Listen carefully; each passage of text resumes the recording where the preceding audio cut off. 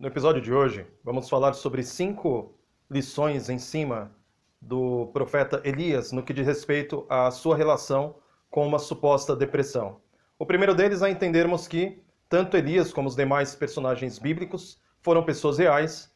A Bíblia não mascara, não maqueia a natureza humana, muito pelo contrário, apresenta o homem na sua expressão mais nua e crua.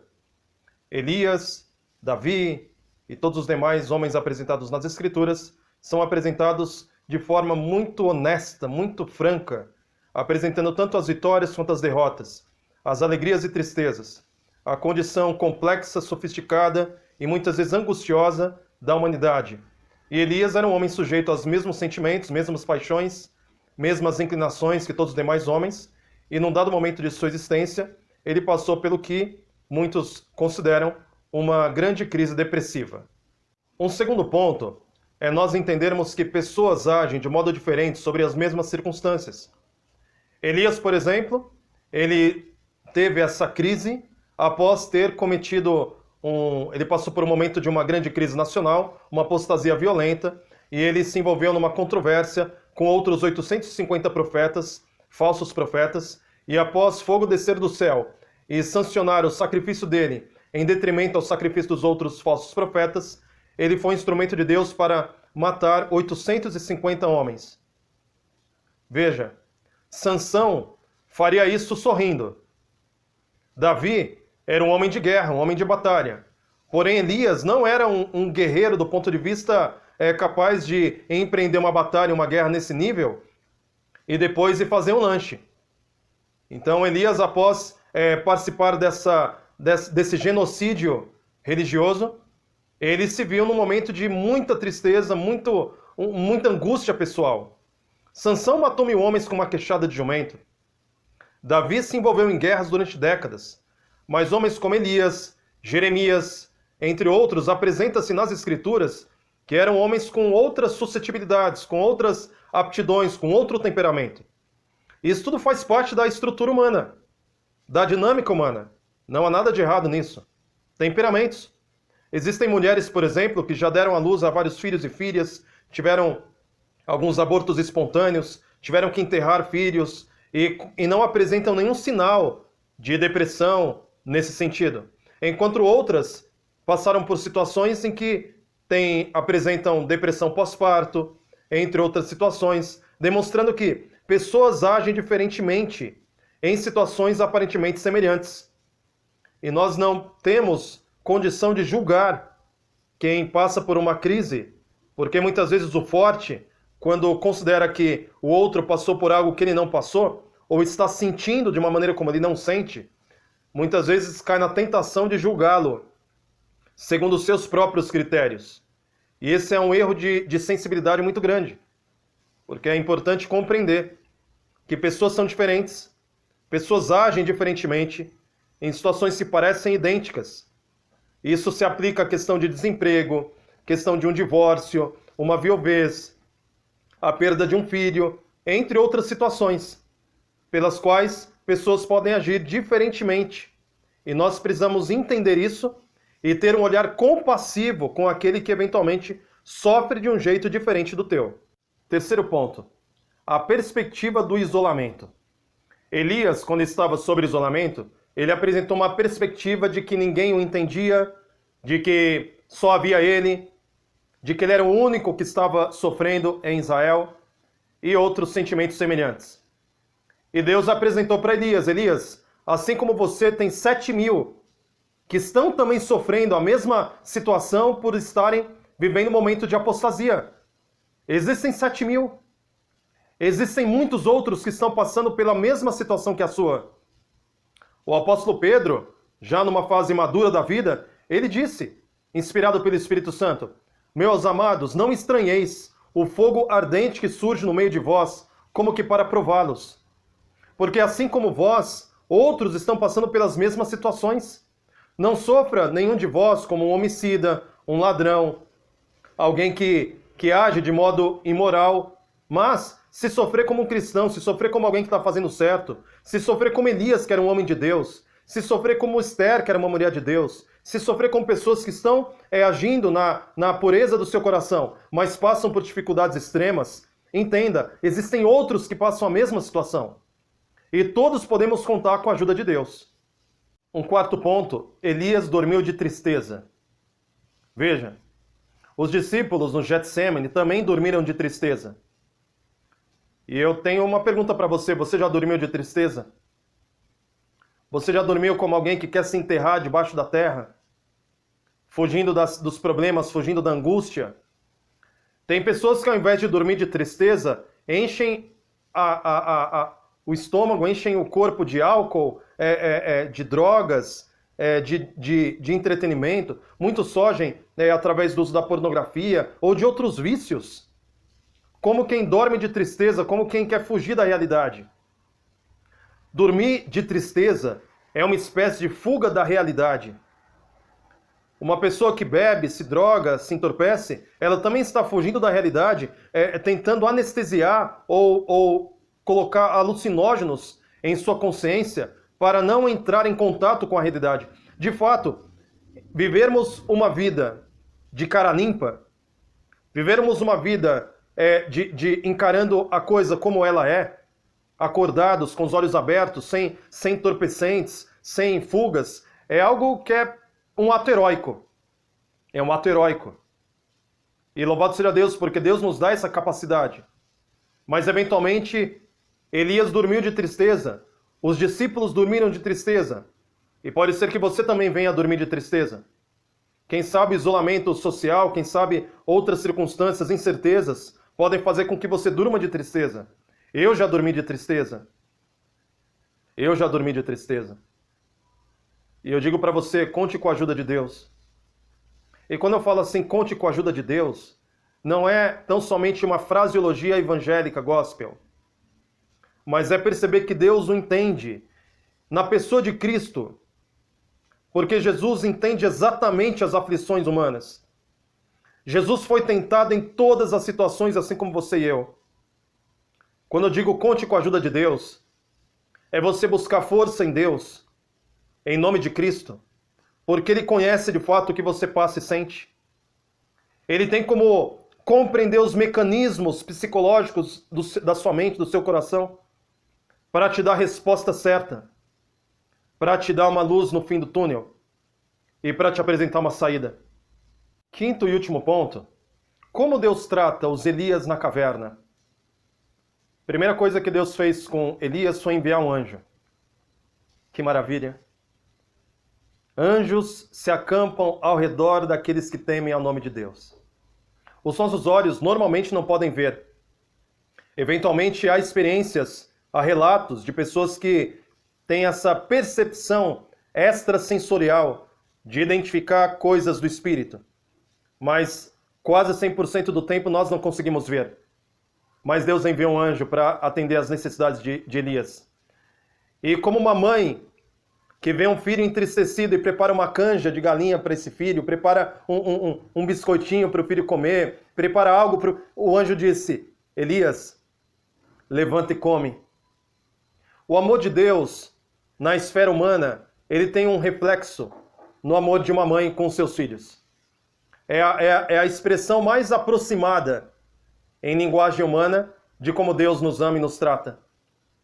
Elias, levanta e come. Se você está dormindo de tristeza, se você está se sentindo uma pessoa isolada, de algum modo afastada socialmente, com incertezas, o primeiro conselho que Deus dá, a primeira atitude que Deus dá é levanta e come. Pede para alguém ou você mesmo, prepara algo que você gosta e coma. Levanta e come. Dois verbos, atitude. Uma primeira algo para a gente entender em primeiro plano, no que diz respeito a essas crises, que eventualmente todos nós podemos passar, é fazer algo prático. Levanta e come. Em seguida, após Elias ter comido, levantado e comido, ele voltou a dormir. Como uma recaída. Porque dormir de tristeza realmente é uma coisa muito angustiosa. É uma luta entre a mente e o coração. Às vezes a mente sabe o que fazer, a mente entende o que é para fazer, mas o coração está amargurado, angustiado, deprimido. Então o anjo volta e diz novamente: Elias, levanta e come. E acrescenta: tu tem uma missão. Olha que algo tremendo. Aqui novamente eu quero usar a figura de uma mãe. Quantas mães já não dormiram de tristeza? As angústias, as aflições, problemas no casamento, filhos adolescentes, problemas no trabalho, crise dentro de casa, crise fora de casa, entre tantas situações. Porém, quantas mães todos os dias levantam, comem e porque elas têm uma missão? Tem uma missão. Ela precisa preparar a comida do marido, ela precisa preparar o menino que vai para a escola, ela vai fazendo. Ela levanta, come e tem uma missão. E esse exemplo pode ser utilizado para todos nós. O anjo disse: Elias, levanta e come de novo. E acrescentou: tu tem uma missão. Qual é a tua missão?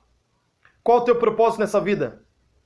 Sair de nós mesmos para atender às necessidades do outro é um remédio contra a depressão. Em terceiro plano, o que Deus fez com Elias? Deus fez uma pergunta. As perguntas de Deus. Eu até sugiro que você leia os evangelhos observando Jesus fazendo perguntas. As perguntas de Deus. Observe desde o início em Gênesis. O que é que Deus perguntou para Adão? Adão, onde estás? Perceba, Deus, na sua onisciência, sabia exatamente onde Adão estava, o que Adão tinha feito, sabia exatamente a qualidade do coração de Adão, tudo. Deus sabe de tudo, mas, mesmo assim, Deus pergunta. Deus quer despertar a sua consciência. As perguntas de Deus é uma maneira de colocar como acender uma lâmpada num quarto escuro. Elias, o que fazes? Adão, onde estás? Paralítico há 38 anos, o que queres? Queres ser curado? Entre tantas e tantas perguntas que Deus nos faz para despertar nossa consciência, para nos trazer e promover a lucidez, para nos arrancar da escuridão dos nossos quartos, para nos tirar daquela condição de que dorme de tristeza e dizendo: que fazes aqui? Olha o mundo lá fora. Olha a missão que você tem em tuas mãos. Que fazes aqui? Como resposta, Elias começou a murmurar, dizendo que só havia ele, que ele era o único que era fiel, dizendo que a luta era muito grande, a batalha era gigantesca. Sabe, alguns de nós têm uma tendência muito grande em colocar cargas sobre os ombros, cargas, cargas, cargas e mais cargas, até o tempo em que essa carga fica insuportável. Outros, nas mesmas circunstâncias, explodem. Explodem e ela não consegue carregar 5 quilos no ombro. Assim que algo toca nos seus ombros, ela já explode.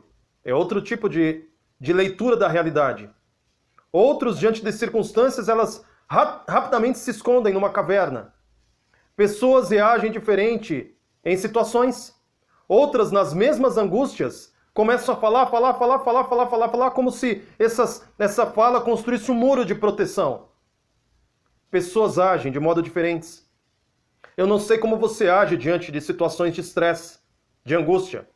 O fato é que Elias se escondeu na caverna, e depois Elias começou a murmurar, e Deus falou com mansidão. Houve um evento sobrenatural, pedras e fogo e terremoto, mas Deus falou de modo manso, suave, tranquilo. Louvado seja o nome de Deus, porque Deus fala de um modo tranquilo. E a melhor maneira de nós ouvirmos essa serenidade do céu é através da oração. Na oração nós percebemos Deus falando de um modo manso, suave e tranquilo. Você não sabe orar? Comece orando como Jesus orava. Senhor, seja feita a tua vontade e não a minha. Encerro essa reflexão novamente trazendo a figura de uma mãe. Não seja feita a minha vontade, mas a tua, ensinou-nos Jesus a orar. Pense em uma mãe esquecendo de si mesma para cuidar dos filhos, ou de um pai também esquecendo de si mesmo para conseguir o sustento para sua casa, saindo de casa muitas vezes em um grande centro urbano, saindo de casa às 3h30 da manhã para voltar às 11h30 da noite, e esquecendo de si mesmo. Alguns da área de saúde que trabalham em 2, 3 turnos, professores muitas vezes que trabalham também em 2, 3 escolas, esquecendo de si mesmo para atender às necessidades do outro. Veja, nós muitas vezes associamos a morte do eu com a decisão obstinada de não cairmos em pecados escandalosos. Morte do eu, nesse caso, seria não comer isso, não comer aquilo. Morte do eu seria não praticar adultério, não contar mentira, não fazer isso, coisa semelhante. Mas o ápice da morte do eu é não fazer a minha vontade e fazer a vontade de Deus. O ápice, o clímax da morte do eu é nós negarmos os nossos próprios sentimentos, nossa própria tristeza, nossa própria indignação, nossas paixões, abrir mão de tudo isso para que morra o meu eu e Cristo vive em mim. Porque Jesus não se importava com as suas próprias questões, as suas inquietações, as suas emoções, seus sentimentos. Jesus não se importava com isso. No Evangelho de Lucas tem um trecho muito tremendo quando Jesus está na senda do Calvário, está no caminho do Calvário. Mulheres começam a bater no peito, chorando, por conta de Jesus estar sofrendo daquela forma. E Jesus se dirige àquelas mulheres dizendo: não chorem por mim. Jesus não tinha nenhuma espécie de autopiedade. Ele ensinava os discípulos dizendo: olha, eu irei para Jerusalém, serei açoitado, traído, crucificado pelo meu próprio povo, mas creiam, eu sou a ressurreição e a vida. E quem crê em mim, ainda que morra, viverá. Jesus não tem um traço de autopiedade, autovitimismo, nada semelhante. E a morte do eu envolve também abrirmos mão dos nossos sentimentos que nos paralisam, que fazem com que tenhamos pena e compaixão de nós mesmos, para que possamos ter o sentimento de Cristo. Jesus, ao invés de ter pena dele mesmo, ele teve compaixão daqueles que estavam ao seu redor, dizendo: Pai, perdoa-lhes, eles não sabem o que fazem. Que tremendo! Jesus é o nosso modelo de humanidade. E essas palavras eu espero que sejam úteis para você. Medite sobre isso. E vamos seguir o modelo de Jesus Cristo. Porque a humanidade de Cristo é tudo para nós. Em Cristo, o divino tocou o humano e o humano tocou o divino. E essa graça está disponível para nós, para que mediante coparticipação da natureza divina, não venhamos a cair, seja em pecados abertos, escandalosos, que trazem opróbrio, vergonha para o povo de Deus, mas também nos pecados secretos, nos sentimentos que nos fazem dormir de tristeza e abrir mão da missão, sentimentos que nos angustiam, nos paralisam e fazem com que não cuidemos daquilo que nos foi dado. Que Deus te abençoe. Se inscreva no canal, curta e compartilhe, para que essa mensagem chegue a mais pessoas. Em nome de Jesus.